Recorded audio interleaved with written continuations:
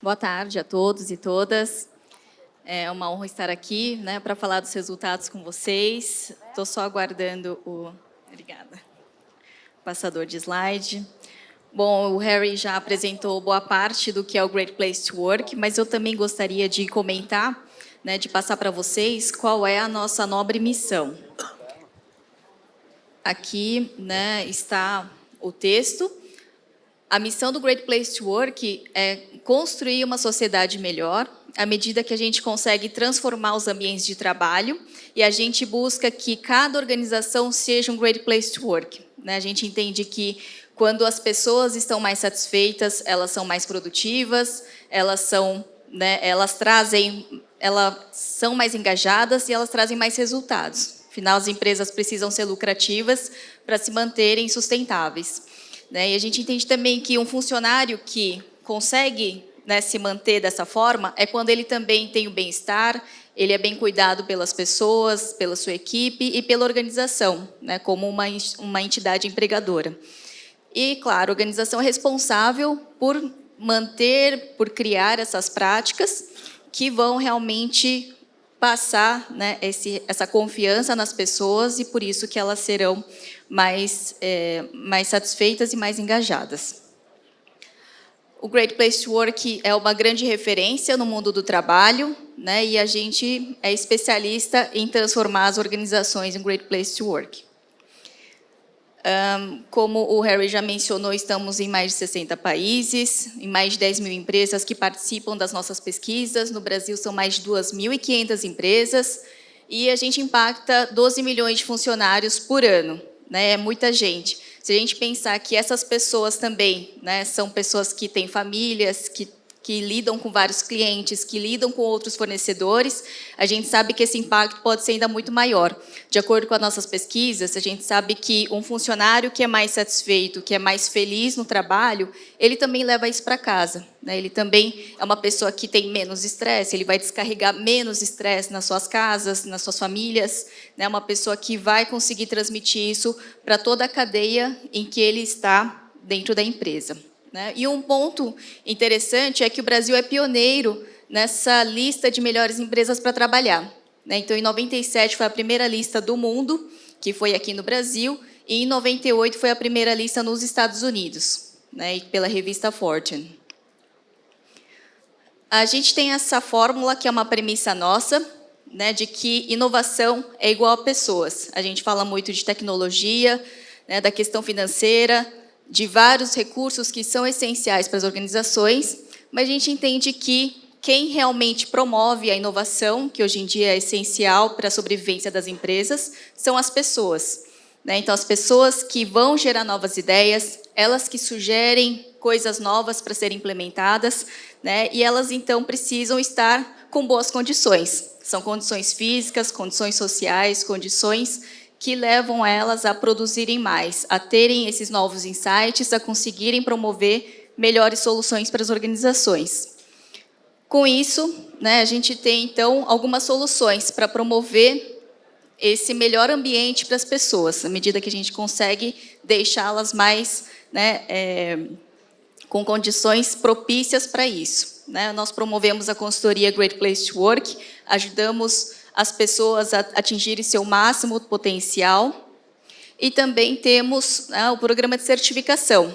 É um programa em que a empresa se inscreve por meio de planos, aplica a pesquisa com os funcionários e a gente traz um diagnóstico para saber como que está o ambiente de trabalho nas empresas. E um dos produtos mais conhecidos do Great Place to Work são os rankings das melhores empresas para trabalhar. A gente tem avançado ano a ano. Atualmente são cerca de 50 listas de melhores empresas para trabalhar. E aqui a gente vai trazer esse destaque saúde, que é aquele em que a gente vai destacar as melhores empresas com práticas de saúde. E, claro, olhando também o lado do funcionário, a gente precisa olhar as práticas culturais. As práticas culturais são aquelas em que as empresas preparam, muitas vezes por meio da área de RH, em que ela vai observar de que forma que ela vai conseguir atingir os objetivos por meio de pessoas que dão o melhor de si e que trabalham bem em equipe. né? Para isso, a gente olha algumas práticas de inspirar pessoas, de falar e escutar com sinceridade.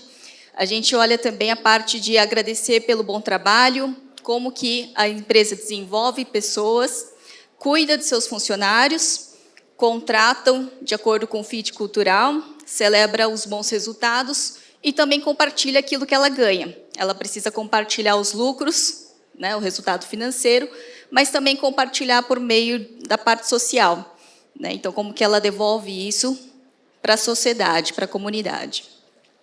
Nessa parte aqui, é importante ver que as práticas de saúde estão muito ligadas com essa parte do cuidar, né? Então, essa parte de cuidar é como que a gente trata as pessoas, promove qualidade de vida, promove saúde, bem-estar, diminui o estresse para que elas consigam realmente melhores resultados. Então, os resultados do estudo, né, para a gente ver como é que a gente chegou nessas 10 empresas, o que é que a gente mediu, era um questionário em que nós convidamos as 150 melhores empresas para trabalhar de 2018. Então, essa lista foi divulgada em agosto.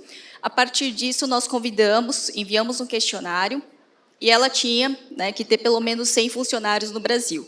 Ou seja, eram empresas que já eram excelentes lugares para trabalhar, porque os funcionários declararam isso, e aí elas foram convidadas para indicar quais eram suas práticas relacionadas à saúde e bem-estar. Essa foi a primeira edição, como já foi falado aqui, 53 empresas responderam o questionário, né, um número bem alto, uma adesão muito boa, e a gente viu que os resultados também foram muito positivos. Né, dessas 10 empresas que se destacaram, o que é que a gente percebeu? Que todas essas 10 empresas pontuaram a nota máxima no questionário, por isso que todas elas, né, foram destacadas. Então, parabéns a essas empresas, a gente vai mostrar, apresentá-las, né, mas daqui a pouquinho. E a gente mediu, então, alguns indicadores que são esses aqui. O primeiro era sobre se a empresa tinha algo para medir e gerenciar cultura e educação para a saúde. Ou seja, será que a empresa possui algo para medir cultura e educação para a saúde? A gente olhou também a alimentação saudável, como que isso é gerenciado por meio de indicadores, práticas de exercícios físicos, o bem-estar dos funcionários, né, e também o nível de estresse, como que ele é medido, como que ele é, né, gerenciado e quais são os indicadores dos objetivos, a gestão da saúde corporativa e a questão de nutricionistas também para orientar funcionários, né? Como que a gente chegou nesses indicadores? Acho que é uma pergunta, né, que faz sentido agora a gente descobrir. A gente teve, né, um contato com o Luiz Edmundo, que estava aqui no palco agora há pouco, e ele trouxe alguns desses indicadores que eram mais importantes segundo o Fórum Nacional de Saúde Corporativa. Então, o Fórum Nacional tem essa lista de indicadores, nós seguimos, né, as diretrizes que eles colocam como indicadores relevantes para esse tema. Como resultados, esses resultados são referentes a 53 empresas. Né? Como eu falei, não teria graça eu colocar aqui o resultado das 10 melhores empresas, porque todas atingiram 100%. Né? Então, aqui é o indicador desse conjunto de 53 empresas que responderam, ou seja, já são melhores empresas para trabalhar no Brasil. E a gente olhou esse aqui, né, sobre gerenciamento de indicadores para cultura e educação para a saúde. Como que isso acontece? Olhando as práticas, o que eu achei interessante que primeiro chamou a atenção? Todos esses programas que as empresas criam para a cultura e educação de saúde têm um nome. Né? Isso a gente não perguntou qual era o nome, mas as empresas indicaram. Né? O nosso programa chama assim, chama assado, eles têm um nome. Quando a empresa coloca um nome e isso vai sendo reforçado, é bem importante, porque os funcionários sabem o que é, entendem o que está acontecendo, e é uma forma das pessoas entenderem que a empresa está preocupada com isso. Né? Então, existe ali um sistema, muitas vezes existe uma plataforma, existe um aplicativo. Então, são várias formas que a empresa tem de colocar esses indicadores por meio de um programa que tem um nome e o que é que ela espera por parte do funcionário. E o que é que ela pode medir?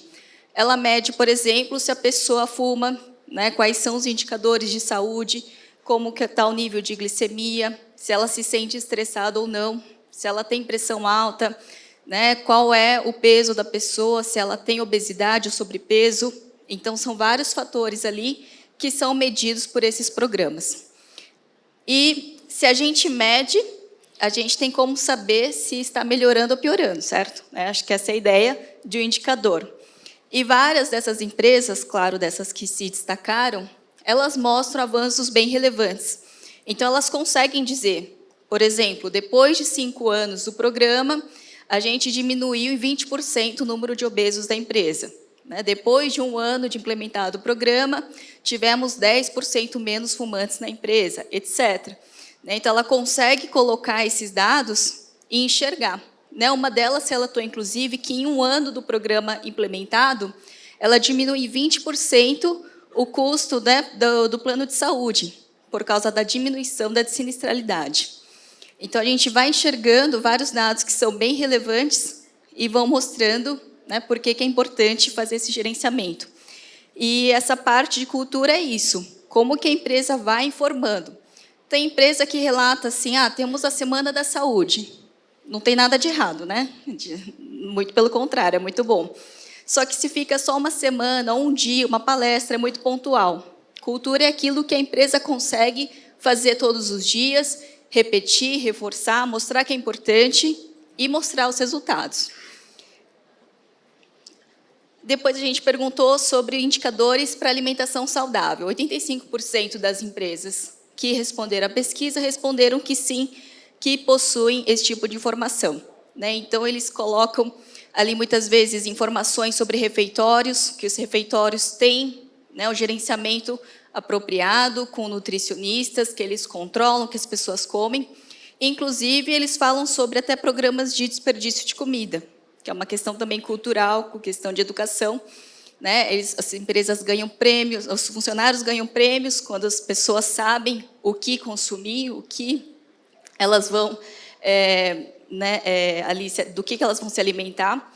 Muitas empresas relatam colocar frutas no dia a dia das empresas. Inclusive, isso acontece no Great Place to Work. A gente tem uma pessoa lá cujo cargo se chama Madrinha do Bem-Estar. Então, é a Maroca. E o que ela faz? Ela tem um orçamento em que ela tem autonomia para isso e ela escolhe o que ela quer oferecer de alimentação de lanche para os Greaters, que são os funcionários do Great Place to Work. E, quando a gente olha ali o que ela oferece, ela poderia oferecer o quê, por exemplo? Um monte de coisa que as pessoas gostam, guloseimas, etc. Mas, muitas vezes, ela oferece, a grande maior parte ali da alimentação são frutas. Pelo menos, cada dia ali, quando eu vejo, tem pelo menos 3 opções de frutas. Tem dia que tem 5, 6 opções de frutas diferentes. E ela não deixa ali o abacaxi na mesa, Ela corta, pica, tá certinho para comer na hora. E muita gente tem relatado para ela que não tinha esse costume de comer frutas e que só começou a comer fruta porque estava lá na empresa, assim como tem gente que falou assim, eu não compro mais fruta em casa porque eu não preciso.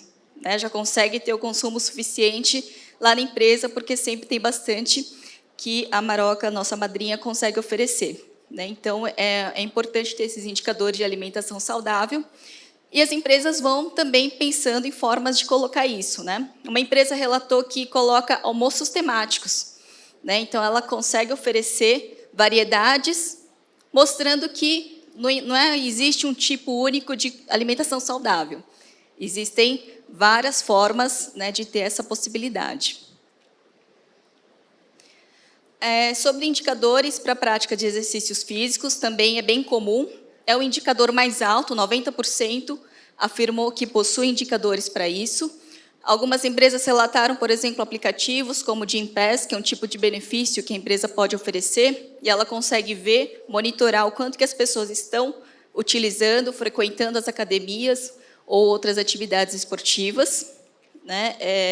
E aí são vários outros programas, de olhar quantas pessoas são sedentárias, quantas pessoas que fazem alguma atividade. É muito comum as empresas pagarem, por exemplo, inscrição para corridas, inscrição para atividades esportivas diversas, para campeonatos, ou até promover os próprios campeonatos entre as áreas, entre os funcionários. Isso é bem relevante porque estimula com que as pessoas pratiquem cada vez mais. Uma vez, uns anos atrás, não foi desse conjunto de empresas, mas eu vi que uma empresa no sul do país construiu uma academia para os funcionários frequentar e eles pagavam para o funcionário frequentar. Então, a cada dia que o funcionário ia à academia e ficava 1 hora, ele ganhava R$ 5 por dia. Né? Se a gente pensar, quanto que isso dá de custo para a empresa? 5 vezes os 20 dias úteis, mais ou menos, né? É um custo, certo? A academia também já foi um custo, mas a empresa fez os cálculos, porque existe indicador, existe número por trás disso, eles identificaram que eles estavam ganhando dinheiro, porque muito menos pessoas estavam se acidentando, muito menos pessoas que estavam sendo afastadas por qualquer motivo de saúde, então eles perceberam que eles ganharam com esse tipo de prática. Né? Então, são formas diversas de entender que as pessoas podem se sentir muito mais motivadas para o trabalho, quando elas praticam exercícios físicos, né? Elas se sentem muito mais produtivas e com, né, esse bem-estar para promover o melhor.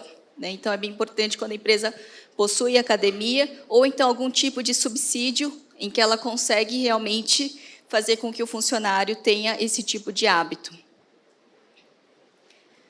Se a empresa gerencia, né, o bem-estar dos funcionários e se ela mede o nível de estresse, 77% respondeu que sim. Essa foi a resposta mais baixa de todo o questionário, 77%. Então, nem sempre isso, né, é medido por todas elas.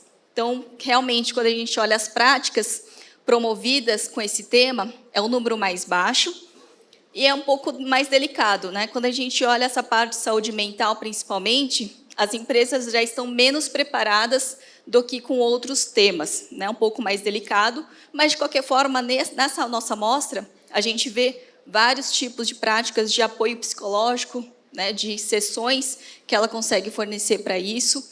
A gente vê o interesse ainda, né, que está crescendo nas organizações.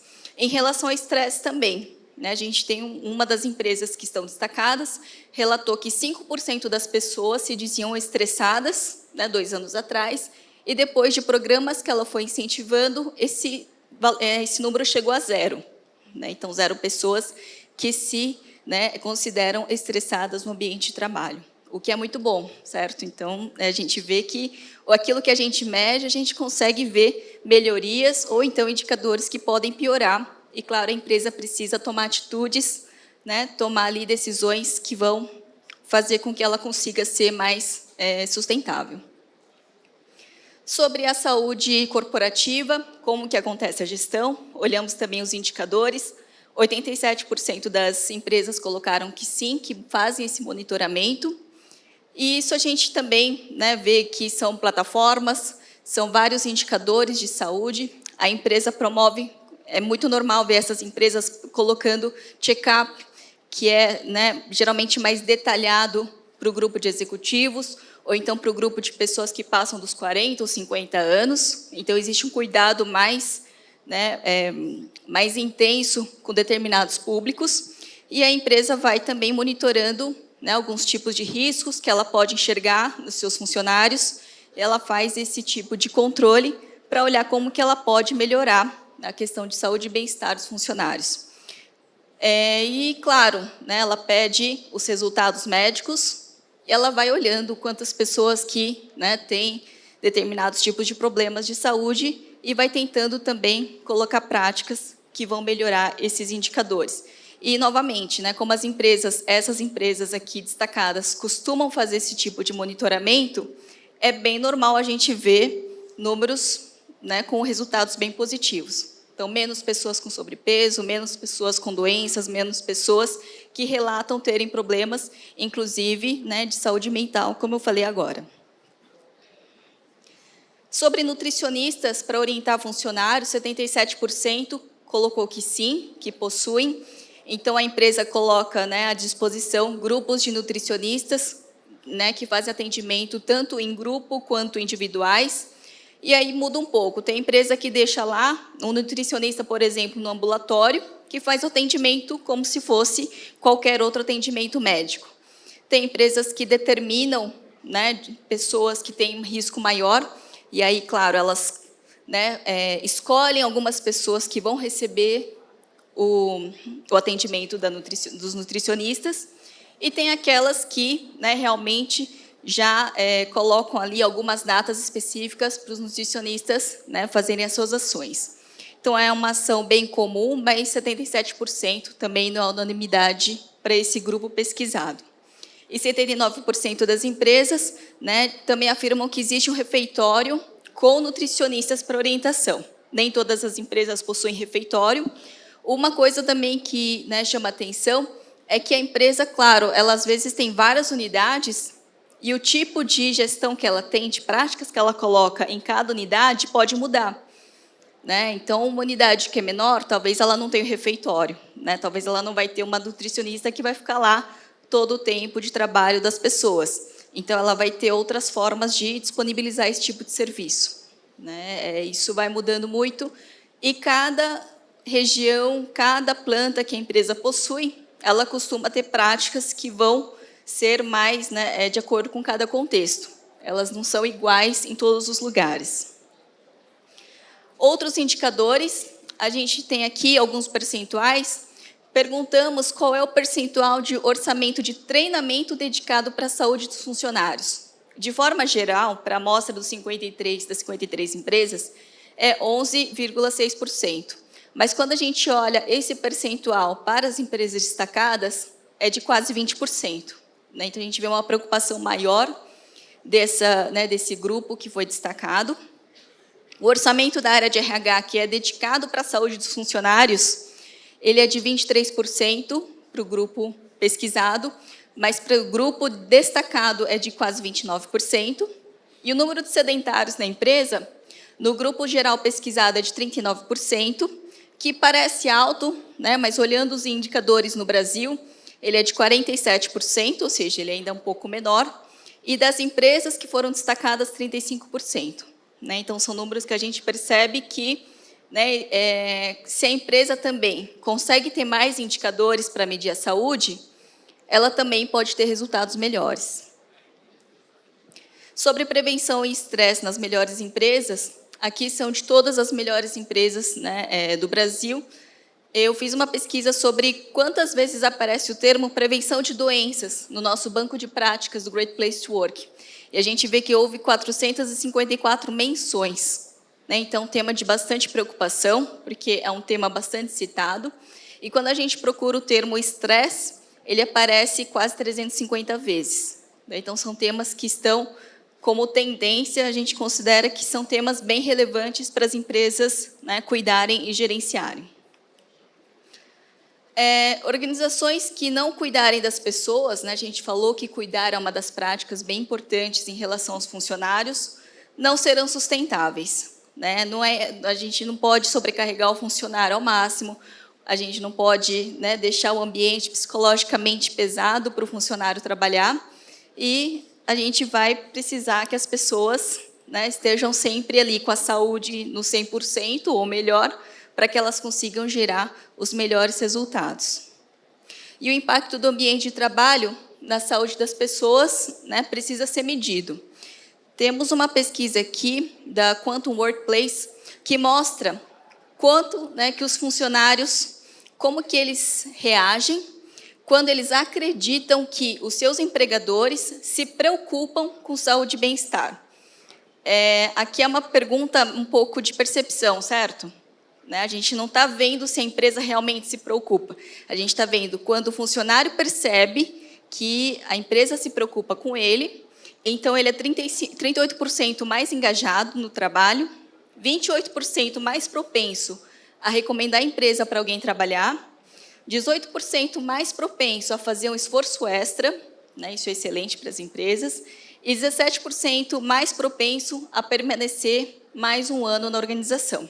Né? Então, são resultados que a gente percebe como muito positivos. Né? Isso é bem interessante a gente perceber, porque são todos aqueles que qualquer empresa busca.